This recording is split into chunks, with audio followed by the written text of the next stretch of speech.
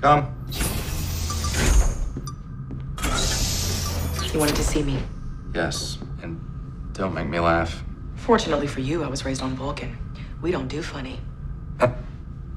Maybe I should just shut up.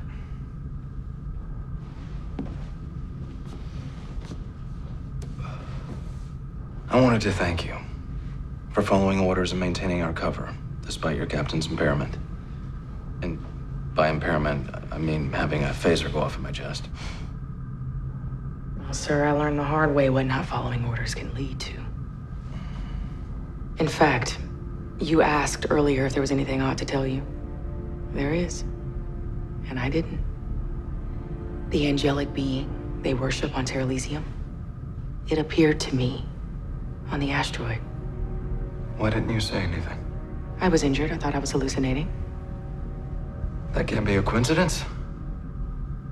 2 signals, 2 angel sightings. With all due respect, sir, the word angel does carry with it certain implications. I saw a form. It hovered above me. And it was, to be completely honest, quite beautiful. But beyond that, I wouldn't ascribe to it divine properties. Those people in New Eden do. And they would find your experience to be quite a revelation. Is that how you see it, sir? As a revelation? At the very least. This new information creates more context. And context can alter our perspective.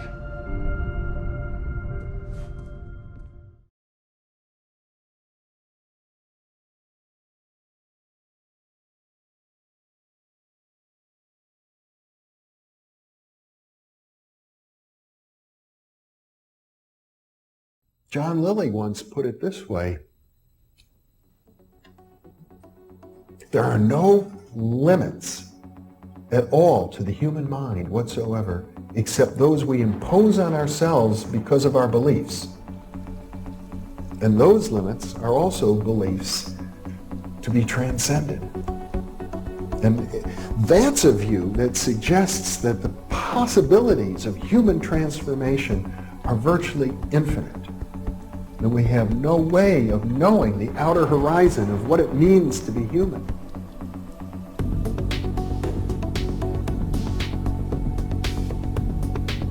And really, to understand all this, everything, you have to go very, very deep into a study of history, consciousness, neurophysiology, everything. You have to be the supreme eclectic type of leaning, and you really have to be wanting to know who you are and what everything's about.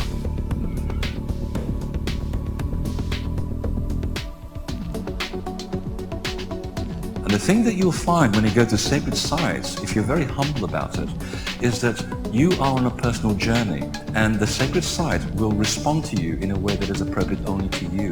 The information is always what you are searching for. And it's the intent you give that energy that defines whether it is used for right action or not. And it is inside these sacred spaces that you will be reminded that you are a god, that you are a bright star. So what you're trying to do is move through the course without ricocheting off walls or creating karma. You're trying to slide through things smoothly. How do you do that? It's called flowing. There's a technique that you can do that will allow you to touch some part of your inner being that has more knowledge than your conscious state does.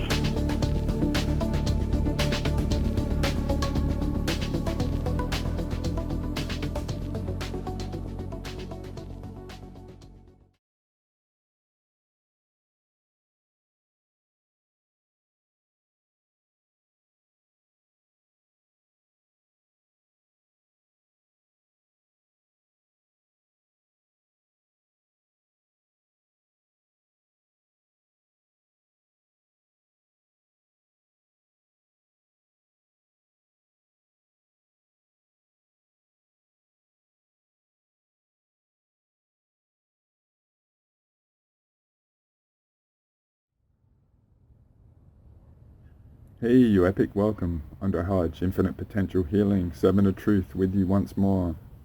And as always, thank you for allowing me to be a part of your journey in this crazy, fascinating world and society we live in. And ideally, if you've invested and accepted what I've said and taken on board and explored and even gone to doing sessions and stuff, I've been an ally to help you navigate and find the sweet spot in it to ideally work out and employ and anchor a superior state through it all. Right? And so perhaps you've gone through many years exploring many different people and concepts and modalities, and maybe you've gone to ground, or you've popped your head up, or you've been very hardcore and consistent all along. And I appreciate whatever level that you've allowed me to be a part of your journey, and I do really mean it. And it's an honor and privilege to always be here, and I always try and make your time very rewarding with me, because our time is very precious, right?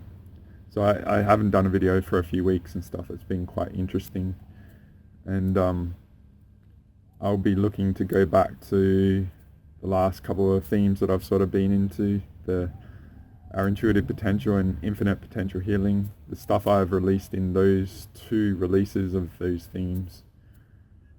I'm going to be more thorough on and stuff. I just wanted to offer a lot of concepts and put them out there, and you know, if you're hardcore with me and always chipping away, finding new appreciations for things, to ideally find that sweet spot. And I feel like I've really found it, and it's been fascinating to hold it and just in that state and anchoring it, and then dealing with people or society or my world or what is going on in it. It's always really fascinating. And so what I'm going to do, this is going to be update part 3. And what I wanted to do is really, because I haven't done one for a few weeks, it gives me an opportunity to just drop in. I'm going to release a normal, really rich release later in the week, and the normal time I release it, I'm going to do the multi-dimensional internet apparatus part 2, and it's going to be really, really epic.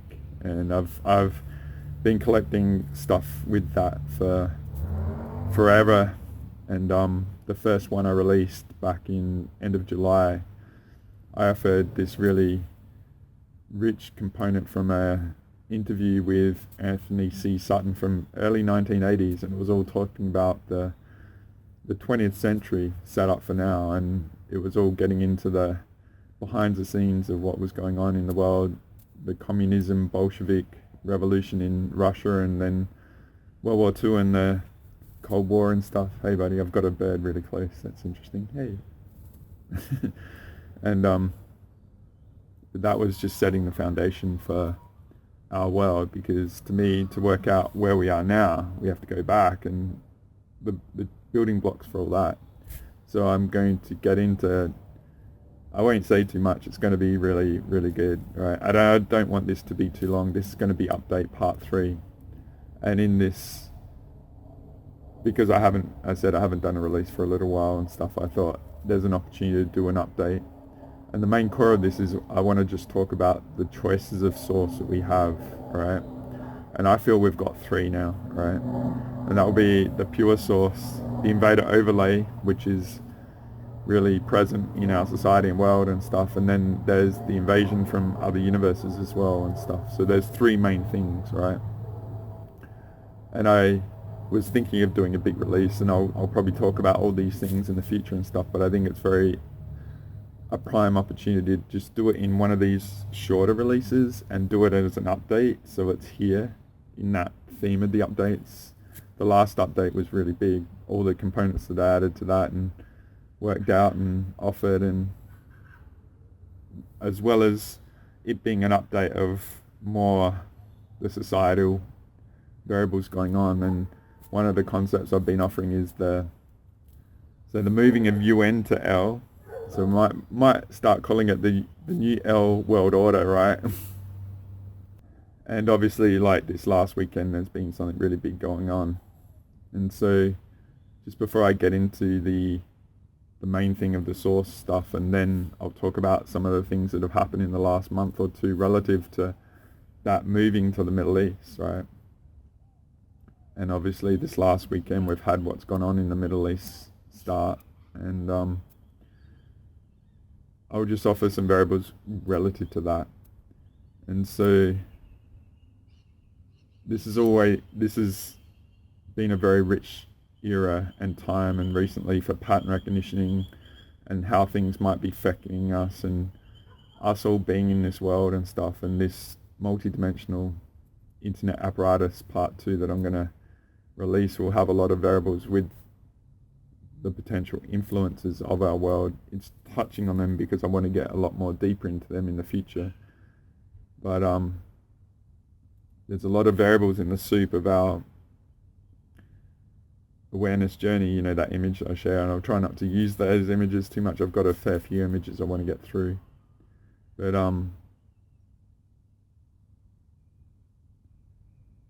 one of the things I've noticed is I've talked about, so when I did currency trading, right, there's 2 types of trading, right? It's called paper trading, and that's where you do a theory-based trade, and you do a simulation, and maybe you say, I'm going to buy this or I'm going to sell this if you're going to sell short, and I'll do it then and with that, and let's see what happens, and then execute the close of the trade in some future point. So if you buy, then you want to sell, ideally when it's higher, and if you short sell, then you want it to drop and then sell to buy in here. So the difference, imagine you sell before you buy it, and then you buy it after you sell it, right, to close it, and that difference of the drop is what you make, right? So the metaphor of the paper trade is you don't have anything invested in it. It's just like a simulation, and so there's no cost, and with that there's no real stress or the variables involved of doing a real trade. So when you do a real trade and you put money in, it's like, holy frack, like the fears kick in and all that sort of stuff, right?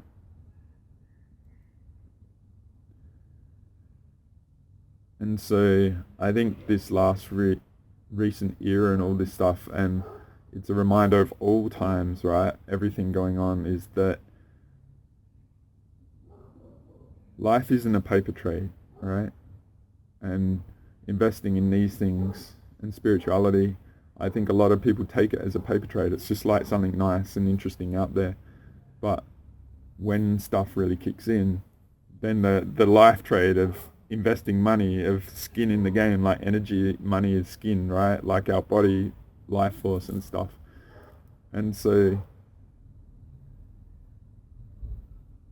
I'm going to do like the unknown part 3. It's going to be about rite of passages and stuff, but there's an opportunity to break away from that pattern of how you are and the fears that all come in and all this sort of stuff. And I would just really invite you, if you're here, to really own that self-acceptance of who you are and drop the variables external to you that aren't really relevant to that. Whatever other people think or whatever, or might be trying to impose on you, it's irrelevant, right? It's your attitude to it, of allowing it to affect you because you're worried about what other people think and all that sort of stuff. And perhaps a lot of people have gone through tests with that it's like a sheepdog barking of society to get you back into the fold, right? And just really re-examine, like, you know, like doing a simulation of this spirituality and stuff is like, yeah, I've got my emotions sorted, but then you're in life and it's like, oh fuck. Like, experience is the key to wisdom, and you have to be in it, and you have to really be willing to challenge yourself to see where you truly are, because I can tell you it's going to be those real everything on the line moments where it's going to reveal how much you and where you really are, right? And if anything, they're going to escalate. And the other thing is, if you keep getting into this and you get really good, then you're going to get involved with people. And I've really tried to empower you guys of saying, look, you know, it's not about the difference between me or you or anything. It's like, we're so far ahead, right? Just really discern if anyone's done any energy hygiene and all this sort of stuff. And you might long for codependency with others, and you might long for being in collectives or groups and all this sort of shit, but you know, that might be a destination, multi-dimensional Aussie fract, right? There's a Aussie Man review, right, out there. And he's got this one theme that he does, destination fucked, where like destination fract, and it's like people doing shit and then just like it's gone bad, like I don't know, like falling off a ladder and stuff like that, and doing something stupid like thinking that you can carry stuff, and the ladder falls and just having a bad outcome, right?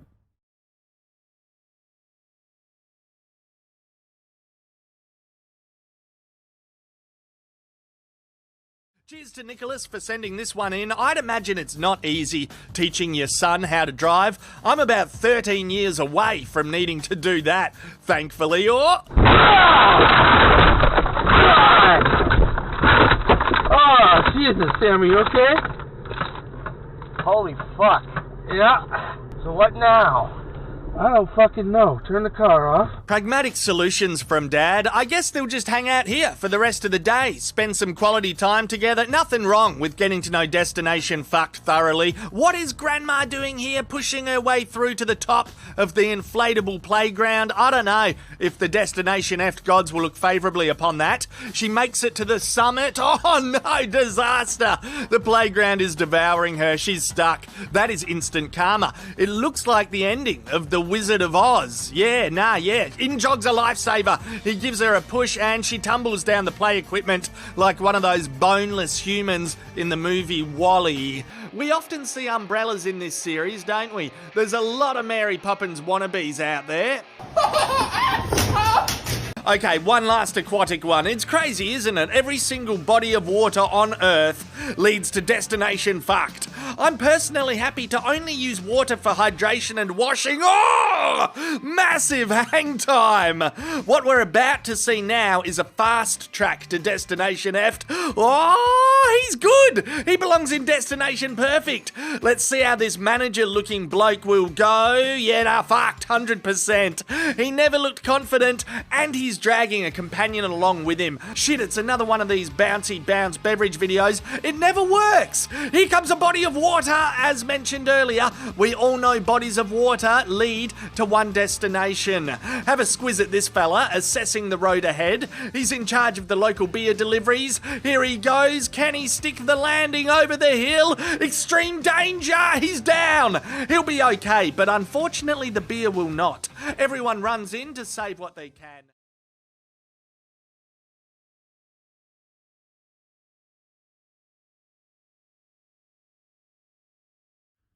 Just really discern if anyone's done any energy hygiene and all this sort of stuff, and you might long for codependency with others, and you might long for being in collectives or groups and all this sort of shit, but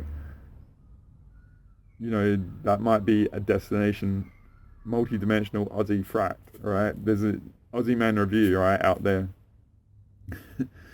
And he's got this one theme that he does, destination fucked, where like destination fract, and it's like people doing shit and then just like it's gone bad, like I don't know, like falling off a ladder and stuff like that, and doing something stupid like thinking that you can carry stuff, and the ladder falls and just having a bad outcome, right?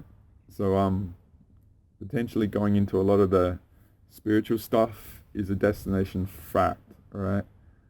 And the thing is, if you contort yourself to accommodate this, then it potentially opens you up for the destination fract, right? So just really take on board, like, see what gaps you might have and all that sort of stuff, right? And just see the tests that you've gone through. And my guess is your nature's kicked in and it's gone back to that accommodating society and all that sort of shit, right? When you have had a chance to break that pattern, and it might be uncomfortable because you're going into a new potential barrier beyond your nature, and you may have retreated back into it. And like, I test GSF sort of stuff, right? Let's make it hard to see what happens, right? A bit like that Yoda where he's like letting Luke go and defeat his own Darth Vader sort of stuff, right? So I just really how it's just a new era, new space. It's foreign, yes. Maybe you don't have references in that, but potentially there's an opportunity and many opportunities around you, and you're taking on variables that aren't valid, right? So I'll just say that up front, but I just want to offer the pattern recognition image quick, right? As always, I feel it's a very, very rich time to do pattern recognition and things like that. So it's just interesting over these last few weeks. I sort of backed off, if that makes sense. And with what happened over the weekend with the Middle East and all that, if we go back to June 21st, 2025, where what an ironic day that the US bombed Iran, right? I don't know if you can reflect back then, and I was doing a lot of earth pranic healings and source healings and stuff like that. I was like going hardcore, and then it was like, oh frack, that happened. And so it was very, very messy energetically and stuff before, but definitely after. And I stepped back for a month back then, and I just processed and worked out stuff, and I offered like the multi-dimensional internet apparatus part 1 and stuff like that. But I also went to hit the books hard and made version 5 of my sovereignty declaration that really I'm very like proud of it, and I don't use pride as a negative aspect. It was a huge accomplishment to get it down, right? And so that's very rich. It's a data source out there for your pattern recognition. But just these last few weeks, right? The couple weeks leading up to it, I had some sessions with people and stuff, and it was interesting. It was like, oh, I could feel the brewing rippling back through time. And I intend to do a release about inverse causality, right? About how the time ripples through backwards and stuff, because I've sort of said that about when, say, people book sessions and stuff. The healing's already starting, and just see what happens, right? And you might get shakeouts of the shit that's running you, because I'm going to absolutely freaking go to town on it. It's like, it's going to be a very bad day for Team Fracker if things are messing with you, and it can be an interesting ride, right? Because I'm savage. It's like these frackers, it's like a dialogue. You have to be savage, because otherwise they'll sense your weakness, right? It's interesting. I watched Star Trek Strange New World. It's really, really good. And they met the Romulans, and the Romulans were like testing the human weakness, right? It's metaphor, we're dealing with Romulans, right? But a couple of variables, what I'm saying in this pattern recognition is something I was bringing. I could sense it with the clients, right? Some clients are so aware, and they're doing their best to manage their awareness and stuff like that, right? But also it was very interesting, right? In my couple of weeks here in my reality, there was an interesting weather sort of system that came over the weekend, right? We had what's called like a low in the middle of Australia, which is very uncommon. It came from like the southern hemisphere, we call them cyclones. You in the north call them hurricanes and stuff. There was a unique way the cyclone remnants went into the center of Australia, and so a very large low pressure region was stuck in the middle. And you imagine like Australia is pretty much the driest continent in the world, and where I live in the south part of Australia, say in summers the highs go anti-clockwise, and on the back end of a high, when it goes from South Africa across the Indian Ocean to us, then in summer we get very dry, low humidity here, because the winds come from the north of Australia, from all the deserts, and then it comes down to us, so we get very dry. But that bushfire fires in Australia, they come that way, right? So to have in the sort of end of summer a massive low in the center of Australia just dumping rain, it was like a lot of the center of Australia is flooded, right? And we had a lot of humidity, and it was very uncomfortable and stuff like that. So the two sort of variables were a good reason to step back, and we had a lot of rain, and it was very welcome. If you remember update part 1, I got absolutely smashed by rain, and that was in November and stuff, and we haven't really had rain since then. So rain is very welcome down here, and a big soaking rain, it means like for all the centre and the northern areas of my state, South Australia and stuff, it means that the winter and the spring crops for grain and stuff are probably going to have a massive bountiful harvest year, and it's going to be really good for the region and stuff, but just massive downpours and thunderstorms and stuff. So the reason I'm bringing this up, it was fascinating because we had this massive ant infestation in our house, and they were just going hell for leather for everything and stuff like that, and like it never had happened before. And this was around that time of, like, say when I was dealing with clients and stuff like that the week or two before, and so we had no context of why is this happening, right?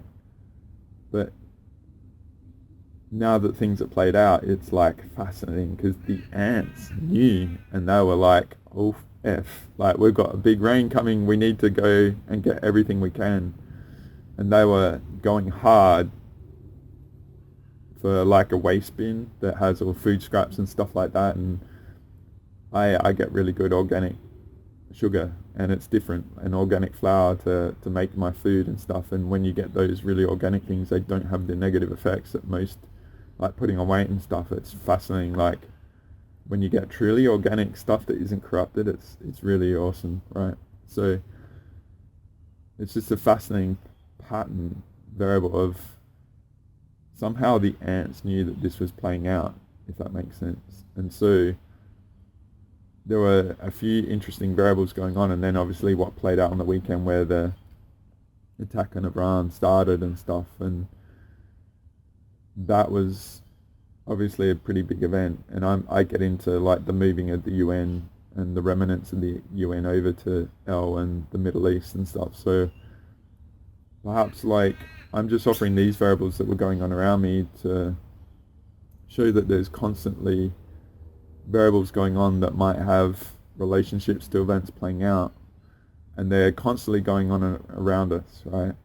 And so we usually have very dry weather, so it was uncomfortable. It was hot at night and humid and all this sort of stuff. So for me, it was a very valid point to just not push ahead. And obviously something was brewing. There were signs that things were going to happen, and it wasn't about negotiations and peace. It was just plans that were in place, and they were just distractions, because that happened before last year with Qatar and Hamas and stuff like that, right?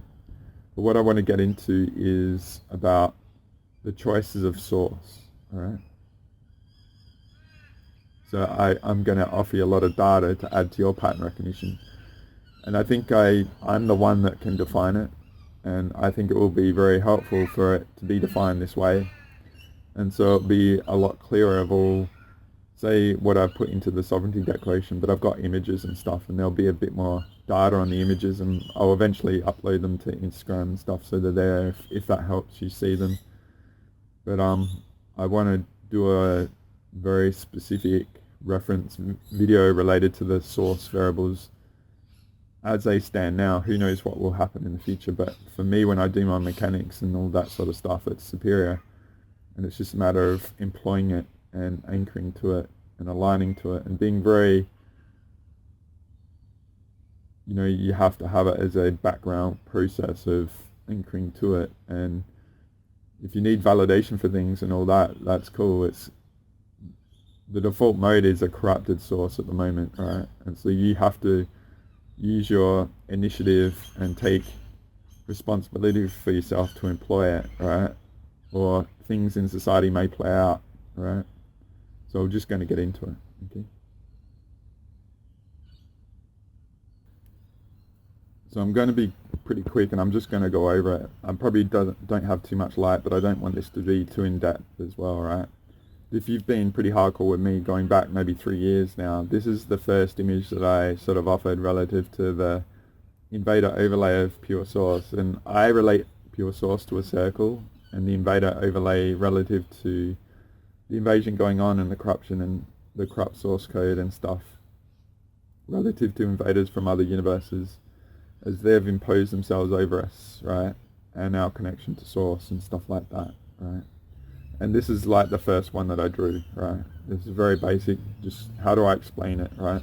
But I'm going to use like the triangle base of the invader construction relative to using our universe to create a control aspect that overlays and has been there for a long time. And the circle in the background is source. But this is the first one I offered, right? I just wanted to start from the start and offer the journey to working out where we're at now, all right? So I'm going to show you some of the older images, and then I'm going to get into more recent ones, all right? This might be a bit hard to see, but I've ideally got it next to me, it's a bit clearer. But the metaphor was that we track back, and basically it's not just of our universe, it's the multiverse. And some of the universes I have as circles in this, and the more recent ones that I'll show you are just pretty simple and stuff, and I've done them pretty quick. But then there's other triangle universes that are negative universes, and it was metaphor of a lot of the crap from other universes decided to go for us at the origin moment of our source creation 1 trillion years ago, right? So our pure source has been corrupted by this stuff that would never even know what pure source is. And so the concept of source code as like the background energy relative to our universe has always been corrupted with their backdoors and stuff like that. And so it goes big, and I remember like interacting with my allies, and I could feel like going above the multiverse sort of level, right? And so the multiverse, just the macro level, this is sort of the macro level, but if we, well, this is the micro level of the macro of the multiverse, right?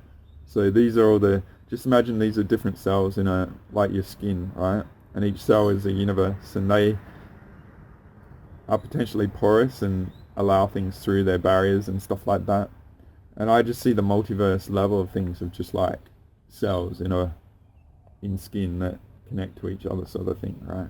And I know there's a level above to manage the multiverse level, right, of all the universes. And I remember my ally, I was like, whoa, it was like, that person was like, whoa, that's very high. It's like, I don't know if I can see this and stuff, but there is a level above all the multiverse, right, all the universes, right? So I don't want to get too complicated, but it's just data and information. It's not to get overwhelmed by, but if we appreciate all this stuff, then we can track back the context of why we're here and what's going on, and all the micro stuff going on in our society and all that, and the spiritual community and all that that's affecting us, to find a solution to overcome it, right? So we'll just move on. So this is about the law of one, and say Ashiana Dean was a big component in working all this out, right? But what she said is that there was something called code convolution in the universe, right? It was like an incestuous relationship where, say, variables were created within the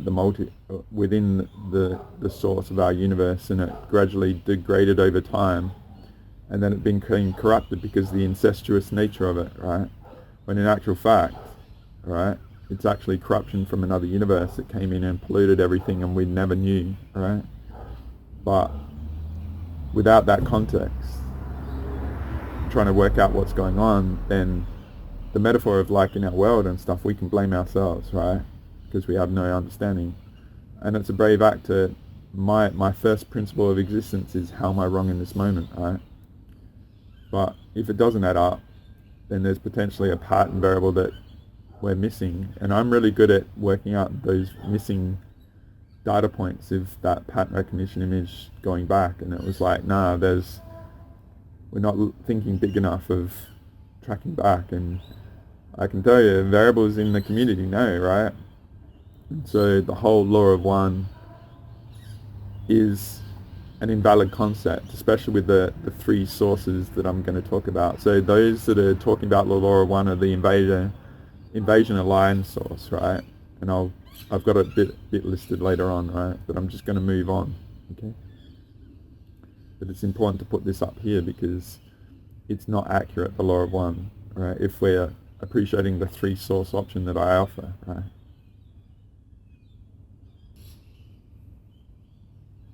So if you've been around my stuff for a while, you'll be very familiar with this image, and I've got it out there in many places, but this is just a bit more of a detailed diagram of the invasion overlay relative to pure source. And Galactic Special Forces Part 36 is out there, where I worked out, holy cow, like solution mechanics, like how about we do a healing on source itself, right? So I do earth a lot, but how about we go to the source and offer source healing? And that's what Galactic Special Forces 34 is about. And so we've gone many times to clear this overlay, but it keeps getting reanimated, not as strong as what it was originally, but have to be vigilant and consistent and thorough and ready for anything sort of thing, and never assume that just because you do something it means it's going to be done forever. These variables, they do not respect free will or honor karma and all that sort of stuff. They've got an agenda and they want to take over, and they don't have you as a variable in their plans, right? So I'm just going to move on.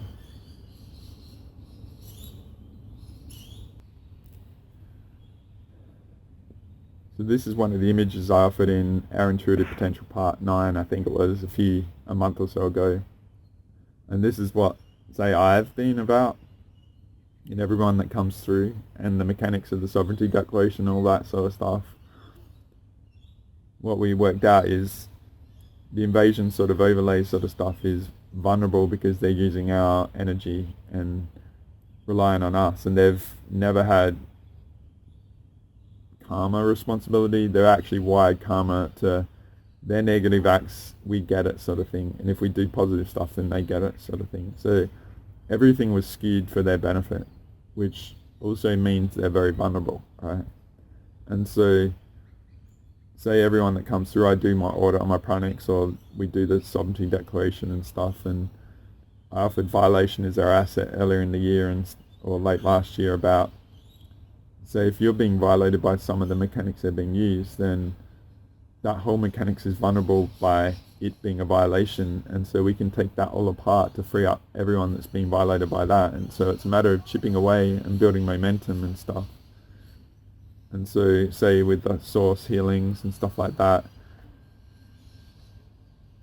we've got time on our side, maybe not in life in this mortal existence, but there's a cost of maintaining the invasion, if that makes sense. The logistics, they need resources to maintain themselves. And so this is where I just anchor all this, right? And I'm very defined, you know what I do.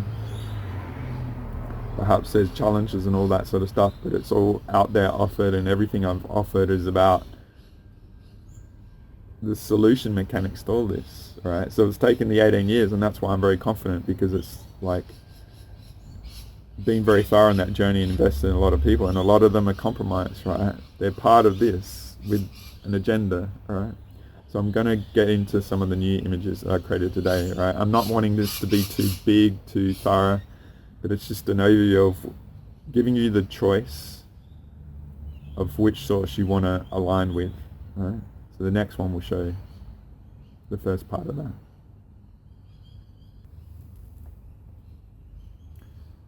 So this, if you can see it, it'll be next to me. There's three options. There's pure source, there's the invasion overlay, and then there's the invasion of other universes themselves without association and all that. And I use the triangle with the all-seeing eye as the portal that they come through, or they're aligned to, or they come directly through that themselves with their own agenda. And all the triangles are other universes, going back to that first one. So the big achievement that I've worked out and anchored in that is the alignment to pure source and connecting earth to pure source and stuff like that. And beyond the spiritual no man's land and the awareness journey, to go beyond the 22D to 1000D and all that sort of stuff, to be anchoring the superiority and all that. And so if you see the circle with the circle behind it, then the overlay is a byproduct of the corruption of source from the get-go to create that has infiltrated everything and created species and variables and invasion aspects and the anti-gods and all that. There's a lot of this sort of data and information on in depth in the Sovereignty Declaration at the bigger scales, right? But say if that's how it's been for us, right? And say we've tried to connect to source and they hijack that and corrupt us, and there's aspects incarnating into earth that are parts of all this, like big oversouls and stuff, and then they go at us, and a lot of concepts that are created in society, money, religion and all that are byproducts of all this, right? And we've never had any option to know that there is this, right? And so I know it's one of the massive victories of myself to be here and stuff to offer it, because no one else knows this, right? And it's so potentially new and original and organic, and it's foreign, right? Because most people are aligned to this, a lot of societal aspects are there, right? And then there's the invasion sort of aspect themselves, and say variables from other universes, they don't have to accommodate the laws of our universe, so karma and all that sort of stuff. And so one of the things we've instilled is like, yes, that is a law, and you have the consequence of all you've done, and not, or you can F off, or we're going to be savage on you and stuff and all that sort of stuff, right? So this is the choice of source before you, right?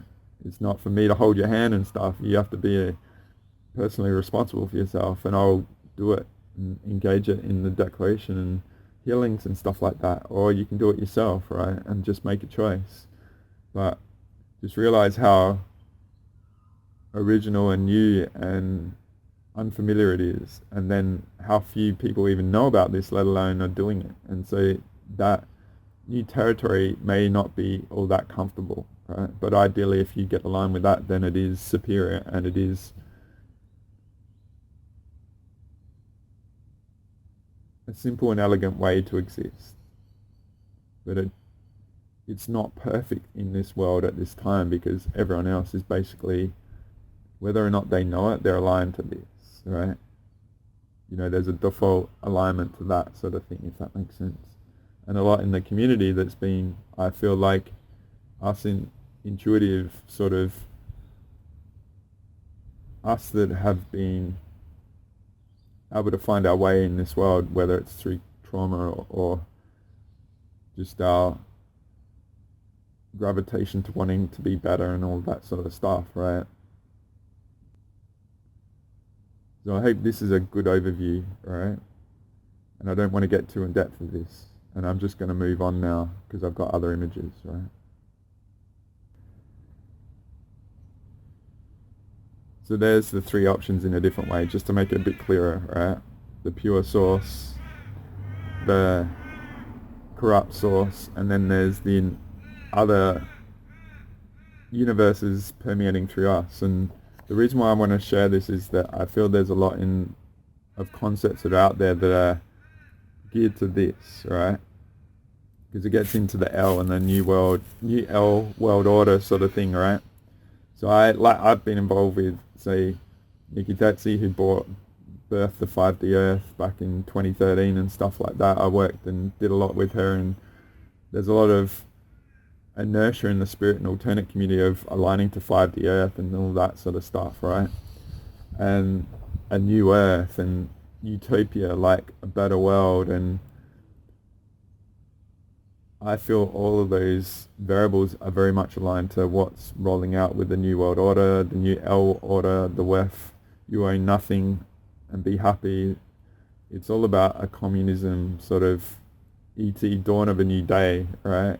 Jordan Maxwell was talking about dawn of a new day. So I'm warning all of you out here, and if you know people are involved with that, go back to the source of where that concept came from.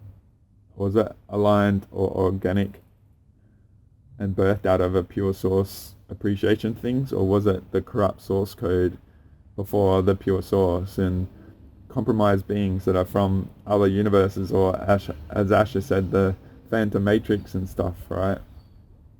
Because for me, all of those concepts are invalid, because 5D Earth and all that sort of stuff, it's all in the spiritual no man's land. It's not something that's beyond all this construct, right? And then there's the society, the money, law, religions, all of those sort of things, right? They're out of this to impose that sort of stuff, and it's not aligned to this, right? And that originates from other universes sort of stuff to control us and all that, right? So I think like we've all fallen back to earth, right, to draw a line in the sand and stuff, and that's why stuff is being imposed at the moment at the end game move of what's going on in the Middle East, right? So I just wanted to offer that, not be too big and in depth. This is just an update, and it's an offering for you to choose the source you want to be aligned to, right? So I'm just going to move on. So then it comes to this, which is a byproduct of all that, right? Which I feel is the end game, the new order, new world order sort of stuff. So one of the things I've been talking about is the UN moving to the Middle East, right? So there's been new data relative to that. And in part 2, I think, or update 2, I offered some things on Zero Hedge and stuff, what they said. And there's been more in the last month or so. So on the 4th of February, Zero Hedge released an article about the UN's in trouble of going bankrupt because they Trump pulled the money from them last year. So there's an article related to that on the 4th, right? On February 10th, they also had an article about how has imposed new laws relative to taking ownership of the West Bank, sort of thing, right? So that also came up, right? And then February 20, right? The US and under Trump, they're planning to do a big military base in the south of Gaza, right? They're planning to put a base literally there, right? And then on February 22nd, and I might put a clip of this, right? Tucker Carlson interviewed Mike Huckabee, which is the UN ambassador, or the US ambassador to Israel, and he basically talked about the greater L sort of stuff and how the US is they're happy to support that, right? And then there was all this backlash in the Middle East when that came out, and it's all a fascinating story what happened to Tucker around that. He got arrested by Israel and stuff like that, right?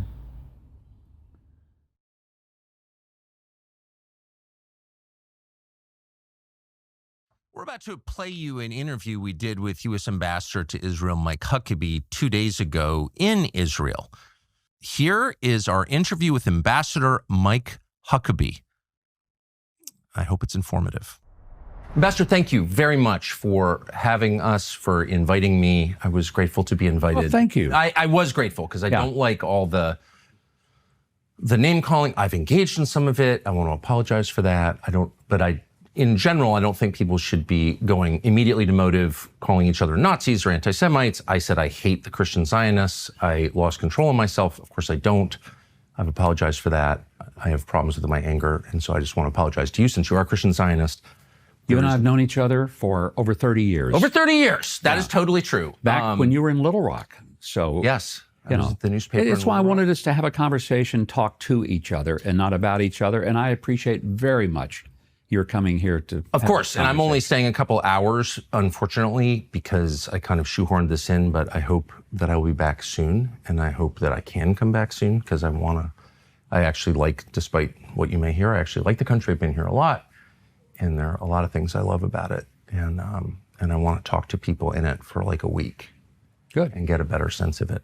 So you've appealed to Genesis. Genesis 15 says it's Abram, it's pre-Abraham, it's Abram, receives from God the news that his descendants will inherit the land, and you tell me as the theologian if I'm getting this wrong, but from the Euphrates to the Nile. I think that's right. And that would include like basically the entire Middle East. That would be the Levant, so that would be Israel, Jordan, Syria, Lebanon. It would also be big parts of Saudi Arabia and Iraq. It would be, I'm not sure it would go that far. I mean, it would be a big piece of land, but here's the point. It would be a lot of places that are now countries. But this particular area that we're talking about now, Israel, is a land that God gave through Abraham to a people that he chose. It was a people, a place, and a purpose. We can look at it that way. Christian Zionism, I want to go back because that's where we started on this. I'm not going to let you off on this because you have said it 3 times that God gave this land to this people. And so it is entirely fair for me with respect to ask, what land are you talking about? Because I just read Genesis 15, as I have many times. Mm-hmm. And that land, I think it says, from the Nile to the Euphrates, which is, once again, basically the entire Middle East. So God gave that land to his people, the Jews, or he didn't. You're saying he did. What does that mean? Does Israel have the right to that land? Because you're appealing to Genesis. Yeah. You're saying that's the original deed It would be fine if they took it all. But I don't think that's what we're talking about here today. What would be fine? Well, it's exactly what we're talking about today. But here's what I don't think you think it would be fine if the state of Israel took over all of Jordan? They don't want to take it over. They're not asking to take it over. But you're saying that the reason that Israel is legitimate, has this inherent right to exist, is in part because God gave it to his people. And I am going to the same Bible that you're referring to and noticing that that is a huge piece of land. So if God gave them that land, then they have a right to take it now by your definition, unless I'm missing something completely. Well, I think you're missing something, because they're not asking to go back to take all of that, but they are asking to at least take the land that they now occupy, they now live in, they now own legitimately, and it is a safe haven for them. Well, but may I ask though, because you're explaining what Christian Zionism is and your theological beliefs. And you think you just said it would be fine with you if the state of Israel took all of Jordan, all of Syria, all of Lebanon. That's really not exactly what I'm trying to say. I'm asking, Tucker. Is that what you said? I thought that's what you just said. It was somewhat of a hyperbolic statement in that, if that's what you feel like that we're talking about, but it isn't.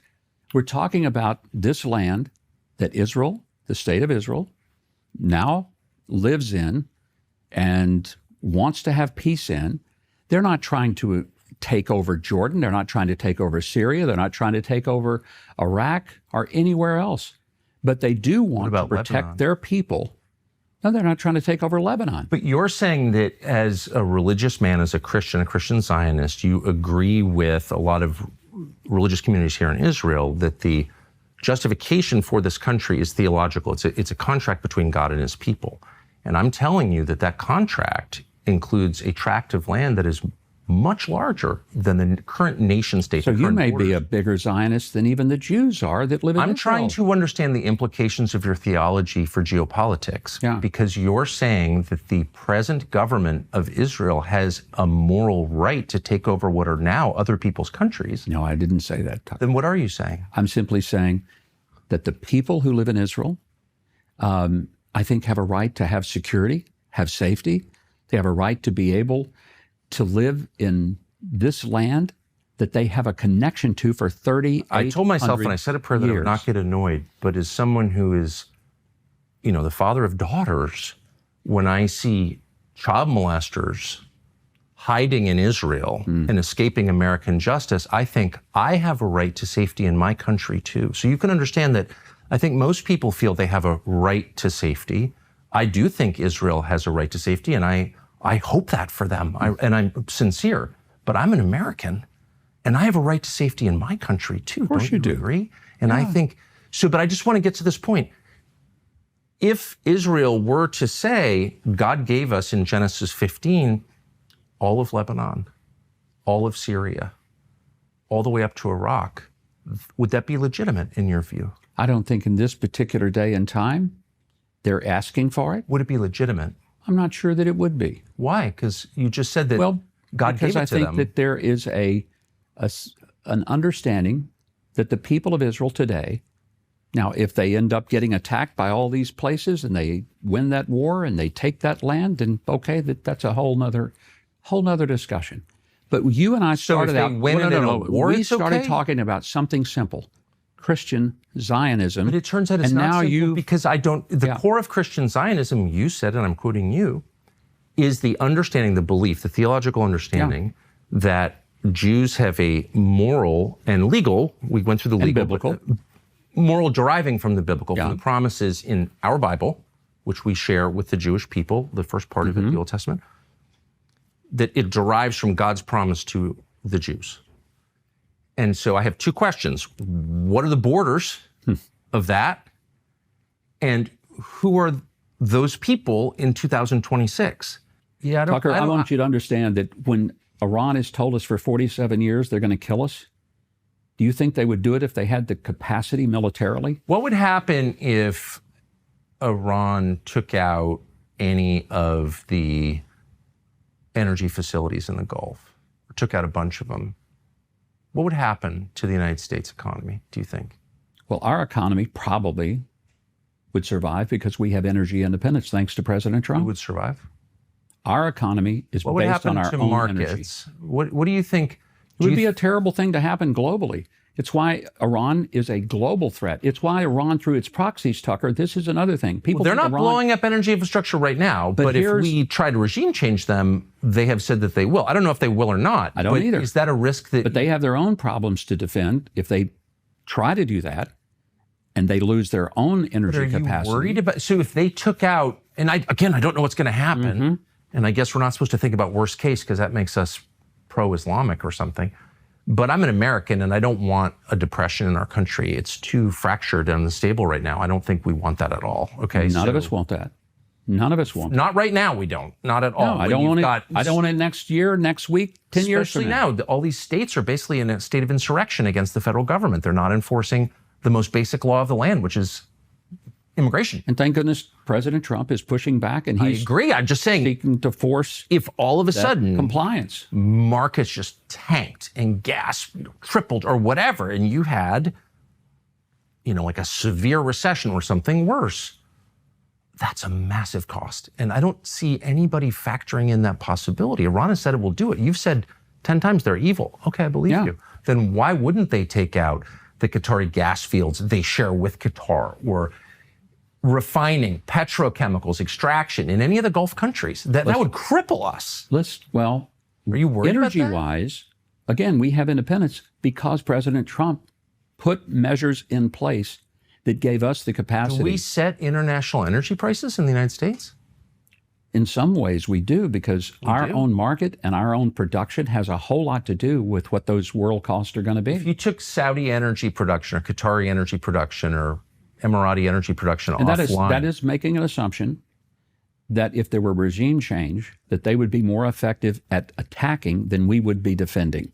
And that's a pretty... Can we defend the Straits of Hormuz? Can we defend all of that energy infrastructure? Is anyone even asking these questions, or it's all like a Mark Levin episode where like, they're bad? They are certainly asking the questions. That's part of the whole process. I'm just saying, I've raised this before, and it's like, shut up, Carlson. You're taking money from the jihadis. I've never taken a dime from anybody, obviously.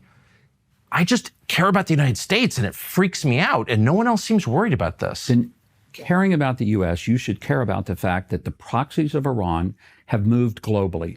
12 Central and South American countries have Hezbollah deeply embedded. Venezuela, one of the worst. They're in the Western Hemisphere already.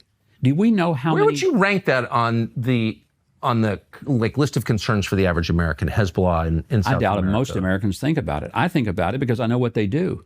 I know that if it weren't for Iran, there wouldn't be Hamas, there wouldn't be the Houthis, there wouldn't be Hezbollah. We wouldn't have the problem on the border with Lebanon. We wouldn't have the problem with Yemen. We wouldn't have the problem on the border with Lebanon? I'm an American. I'm not having any problems on the border with Lebanon right now. I live in Maine. We don't have problems on the border of Lebanon. Like, what are you even talking about? No offense. There's 700,000 Americans who live in Israel, for one thing. Does that matter to you? Well, of course, every American life matters to me. Every life, you say, matters the same, so that should matter. When they start, my country, I'm just saying, shelling civilians and civilians get killed and displaced, that should matter to all of us. But I mean, there's a genocide going on, like in all kinds of different countries. There's a lot that's sad and broken about the world. We know that as Christians, Satan rules the world.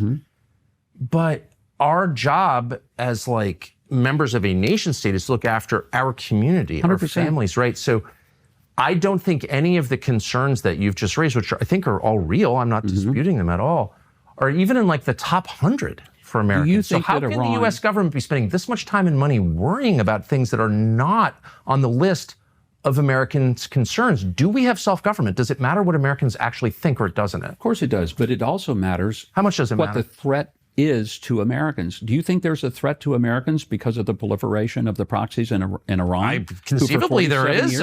I'm not pro-Iran. But beyond conceivably, do you think that they mean it when they say for 47 years? Drug cartels in my town, and no one's doing anything about it at all. And I'm hearing a lot about doing anything about that? No one's doing anything about it at all. Okay, that's a fact. We have a huge country. This is a country the size of New Jersey with no resources. It's just a tiny little country. We're from a huge continental-sized country that's totally diverse, very, very hard to manage and police, and we have a lot of problems. And I just think if you ask Americans, what do they want to spend their time and money worrying about fixing, improving. No one's going to mention the border with Lebanon that I know. Do you think? I doubt they will. But then I why would are we like to doing think, this? Don't their I would like to opinions think that there matter? are people that the U.S. government has monitoring what the threats are to Americans long term. Sure, yeah, Do I you agree. think there's a threat? The question is, when people We tell thought you there was for a threat from 47 Saddam. years, well, but I don't know that Saddam ever said he was going to take down America. But you just the said- Iranian regime has said for 47 years they are. Well, you just If they had the capacity of a long-range ballistic missile and nuclear capability, do you think they'd light that puppy up and send it to us? I don't know.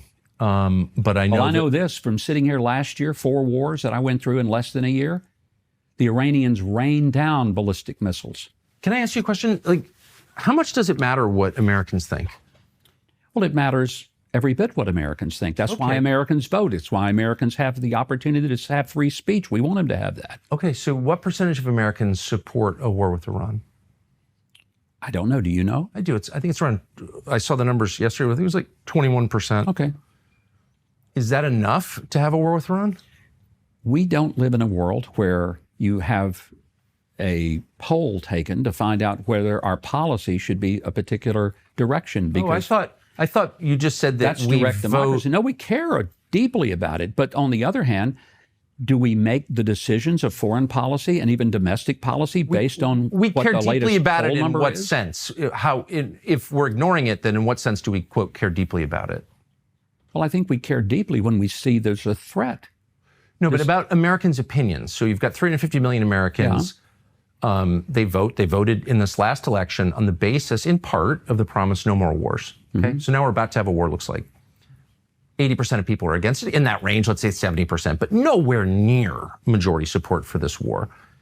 And it's not direct democracy, but it is a form of democracy. It's representative democracy. The ultimate form of democracy in our system, in a republic, because we're not a true democracy, we're a republic. Exactly, right? It's a mediated democracy. It'll be an opportunity for Americans to vote if they think that we've made the wrong policy decisions. I personally think the president is making the right policy decisions. But I guess, but you just said it matters deeply what Americans think, and if the overwhelming majority are against it, in what sense does it matter? Because what I hear is it matters what they think, but it really doesn't matter what they think because... No, you take it in, you certainly ingest that. And then what do you do with it once you ingest it? Then you make sure that you have... No, you just gotta... It goes out the other end, obviously. No, it doesn't. No, it doesn't, Tucker. But you also have information that the average American may not have. They may not know what the threat is. How many Americans know that Hezbollah is in 12 Western Hemisphere countries? How many Americans care? Well, I would hope they would all care. How many Americans know not so how much. many Not so people much. from Iran, from terrorist cells, have come across Joe Biden's open border? How many Americans Well, care I about definitely that? care about that. Okay, you Why care haven't about they it, been rounded up? but they're trying. But you got all these blue state mayors and governors making it very difficult. I get it. But thank God President Trump is trying to get it done. Look, I'm totally all for that completely. Okay. I guess what I'm saying is that most Americans, I've never met an American who thinks, other than like the people who have ideological reasons to pretend they think it, that the imminent threat to America is anything having to do with Iran. The imminent threats to America include like bankruptcy from too much debt, your son ODing on fentanyl, your neighborhood completely changing because unlike Israel, Americans don't have a right to their country. It can just be completely changed by their legislature. New people can show up from foreign countries and not speak your language, and there's nothing you can do about it because you don't have a right because you're not Bibi. Can you feel the resentment? Because it's real. I'm not against Israel. I'm against the total destruction. You hide that very well. I'm mad at my lawmakers for not protecting my country with the care they've protected Israel. I don't think that your country, my country, our country, has spent that much time protecting Israel. I asked you a little bit ago. They spent no time protecting my country. No, I asked you, well, actually they do. How? They are the tip of the spear. Every enemy they have is our enemy. Our country? Things that are targeted toward us often go through them. How do we have 60 million illegal aliens if they protected my country? Well, that we didn't protect our country because we had a president that opened up the borders and didn't give a rip. This has been going on since Reagan. Coming in. Since Reagan, 1986. Yeah, but that's 40 years President this year. Trump the credit for having closed the border. I love the fact, I campaigned for Trump because he said he'd close the border. He did. Amen. Thank you, Trump. But we had Reagan. Then we had Bush. Then we had Clinton. Then we had Bush again. Ugh. Then we had that guy, Obama. And then, you know the presidents? Yeah. And they all presided over my country's total transformation from a nice, clean, affluent, orderly society into like pretty kind of third world, actually. That's not protecting us. That's behaving with total contempt for my country. You said a moment ago that we do more, or you inferred that we do more for Israel than we do for ourselves. Do you believe that? No, I don't. I didn't say we do more for Israel. It's like, but where's the care? Where's the concern? Where's the, holy smokes, there are drug cartels in your neighborhood? You're telling me about the border with Lebanon and like Hezbollah or Hezbollah, whatever you call it, in some Latin American country? I don't care. There are drug cartels in my neighborhood.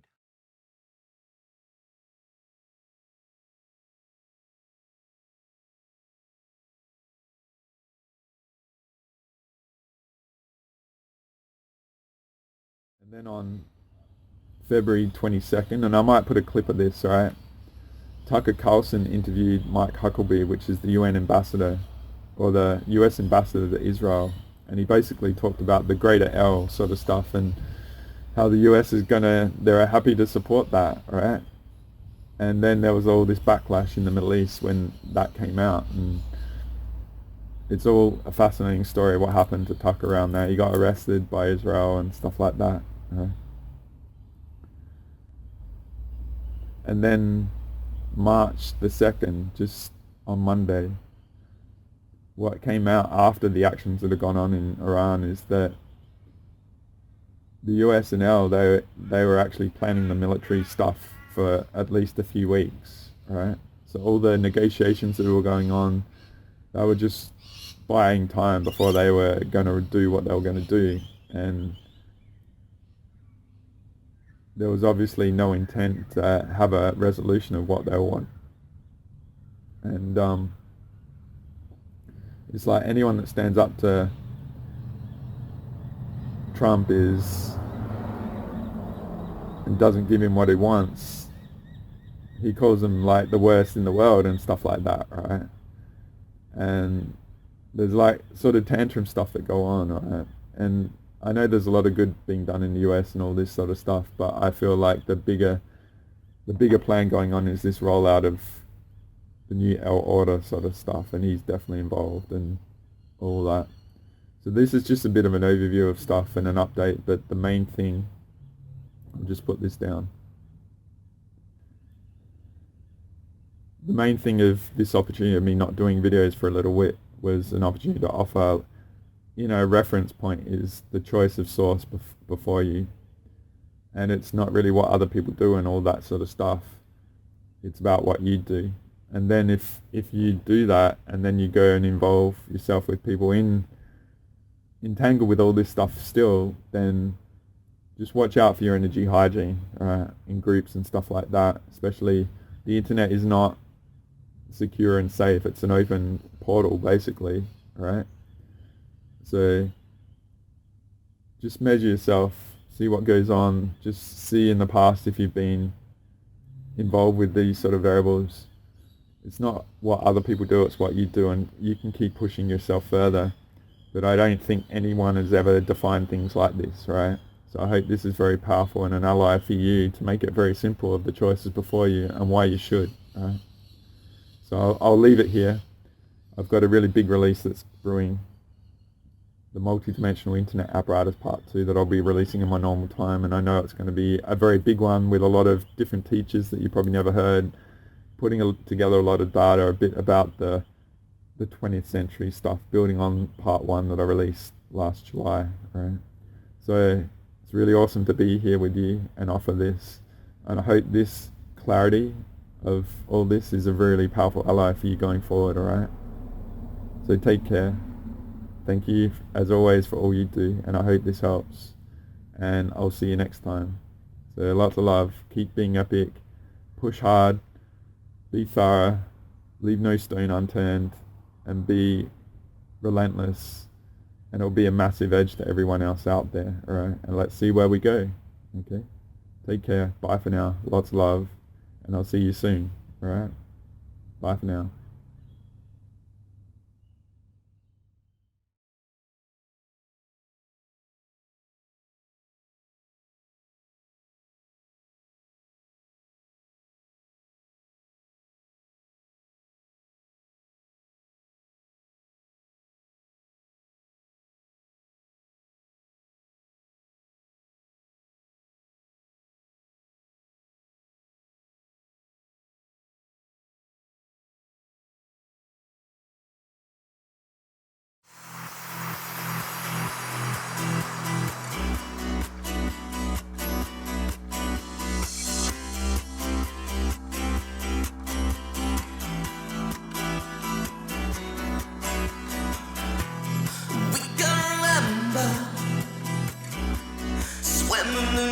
November,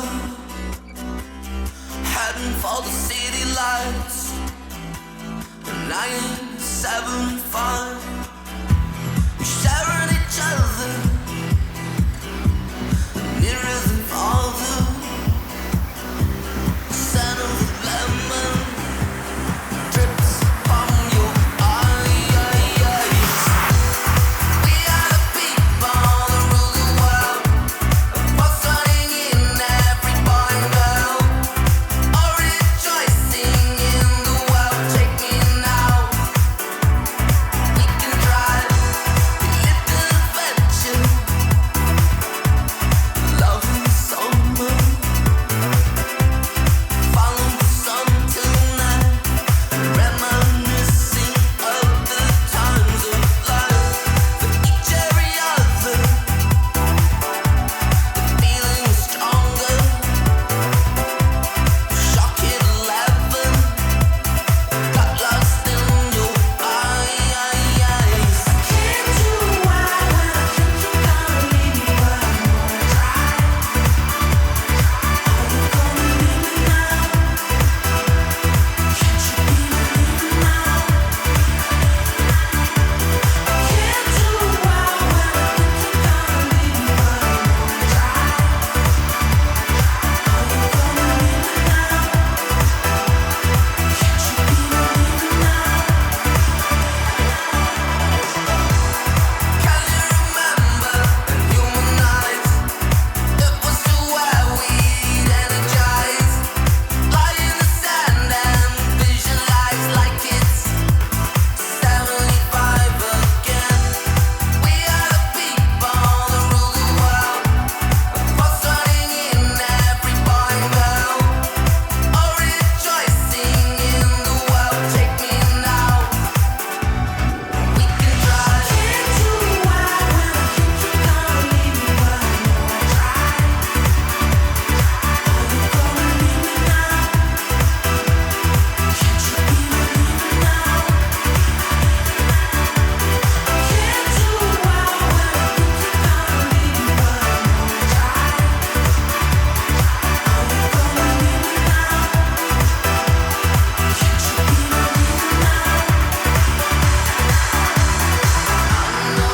believing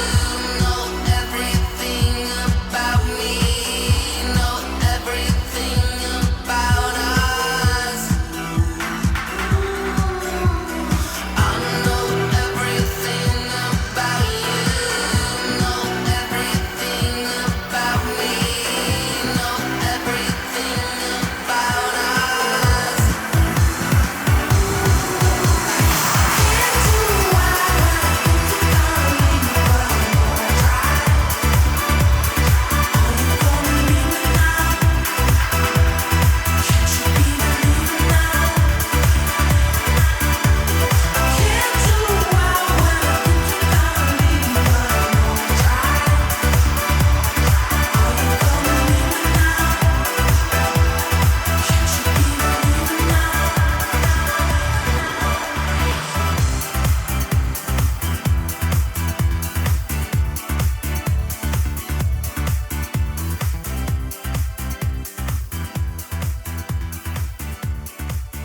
leave me now?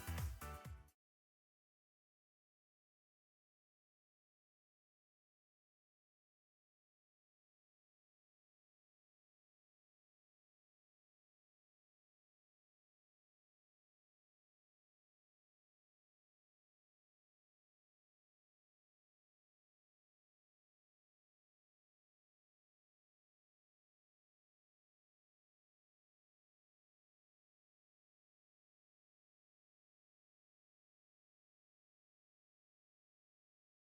John Lilly once put it this way: there are no limits at all to the human mind whatsoever, except those we impose on ourselves because of our beliefs. And those limits are also beliefs to be transcended. And that's a view that suggests that the possibilities of human transformation are virtually infinite. And we have no way of knowing the outer horizon of what it means to be human.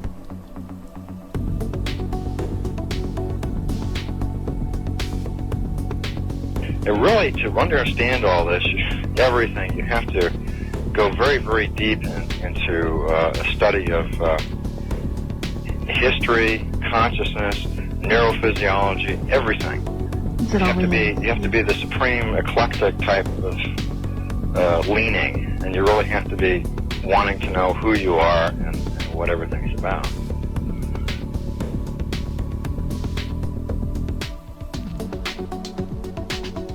And the thing that you'll find when you go to sacred sites, if you're very humble about it, is that you are on a personal journey, and the sacred site will respond to you in a way that is appropriate only to you. The information is always what you are searching for. And it's the intent you give that energy that defines whether it is used for right action or not. And it is inside these sacred spaces that you will be reminded that you are a god, that you are a bright star. So what you're trying to do is move through the course without ricocheting off walls or creating karma. You're trying to slide through things smoothly. How do you do that? It's called flowing.